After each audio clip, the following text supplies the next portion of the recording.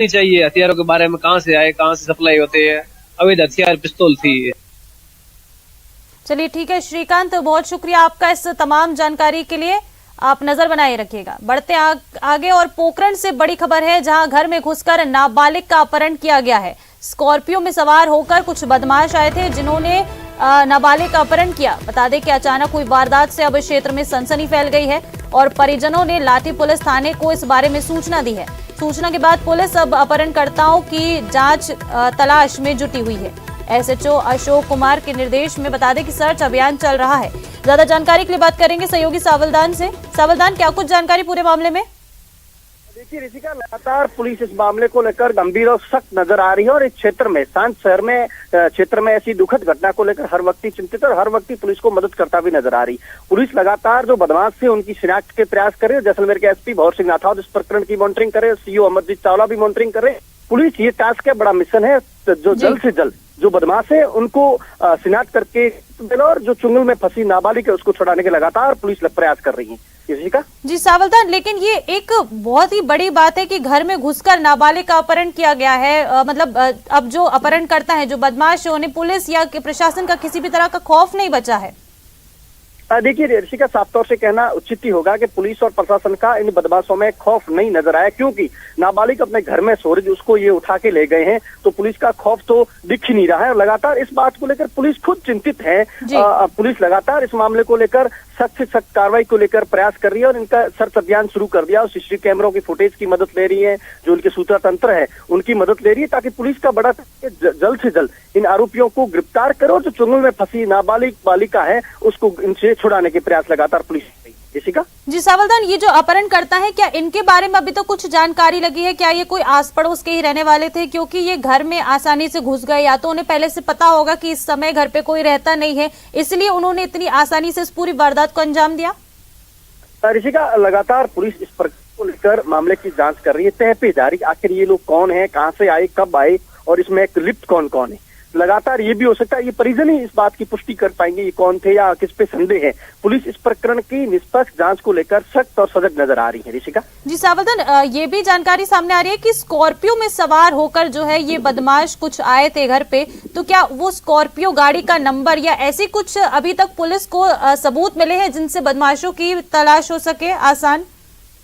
देखिए ऋषिका, इस मामले को पुलिस लगातार जहां जहां सीसीटीवी कैमरे लगे हैं या कहीं सोर्सेज हैं उसको लेकर भी पुलिस लगातार अपने तंत्र मजबूत करके पड़ताल कर रही है कि इस गाड़ी के नंबर क्या है, क्या हो सकता है और जल्द से जल्द पुलिस गिरफ्तार आरोपियों करे, इसके लगातार पुलिस सर्च अभियान तेज कर रही है। चलिए ठीक है सावलदान, बहुत शुक्रिया आपका इस तमाम जानकारी के लिए।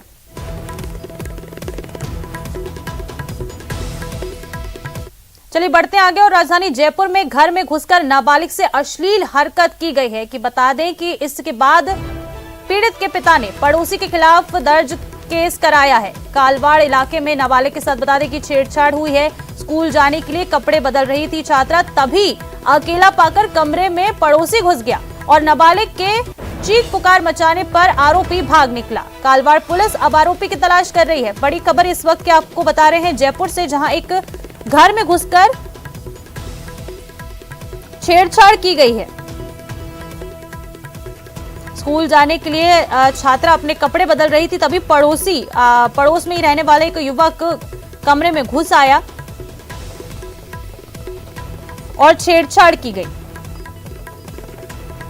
जब नाबालिग ने चीख पुकार मचाई तब वो आरोपी वहां से भागा है और पिता को इस बारे में जब पीड़ित ने पूरी घटना बताई तो पिता ने पड़ोसी के खिलाफ अब केस भी दर्ज करा दिया है। कालवाड़ इलाके में नाबालिग के साथ छेड़छाड़ हुई है। ज्यादा जानकारी के लिए बात करेंगे सहयोगी विष्णु से। विष्णु, क्या कुछ जानकारी है? राजधानी में ऐसा केस सामने आया, घर में घुसकर नाबालिग से अश्लील हरकत की गई है।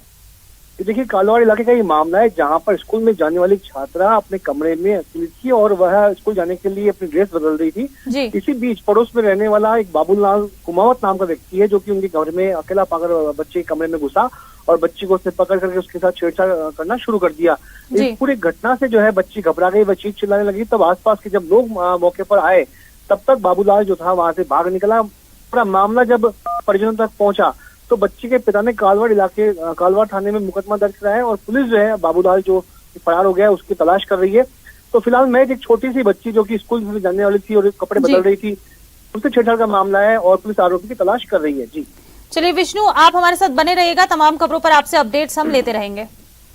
चलिए बढ़ते आगे। और जयपुर में एक महिला को जरा धमकाकर दुष्कर्म किया गया है। चाकू दिखाकर महिला से दुष्कर्म किया गया है। पति ने चौमू थाने में इस केस दर्ज कराया है।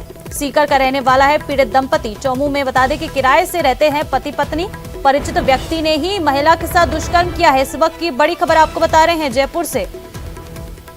ज्यादा जानकारी के लिए बात करेंगे सहयोगी विष्णु से। विष्णु, क्या कुछ जानकारी है? यहाँ एक जयपुर में महिला को डरा धमकाकर दुष्कर्म किया गया है।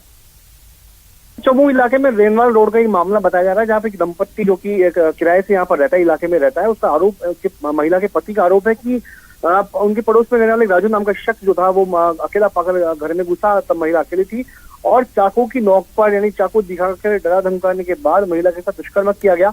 बदमाश महिला चुप रही, लेकिन जब घटना के बाद जब आरोपी चले गया उसको डरा धमकाने के बाद तब पूरा मामला पति तक पहुंचा। पति ने जाकर के चौमू थाने में मुकदमा दर्ज कराया। राजू नाम के शख्स की जो है गिरफ्तारी की जो है पुलिस तलाश कर रही है। तो फिलहाल राजू जो है वो भी फरार है और उसके खिलाफ मुकदमा दर्ज करवाया गया है। जी विष्णु, ये इनका परिचित ही था जिसने डरा धमकाकर दुष्कर्म किया है?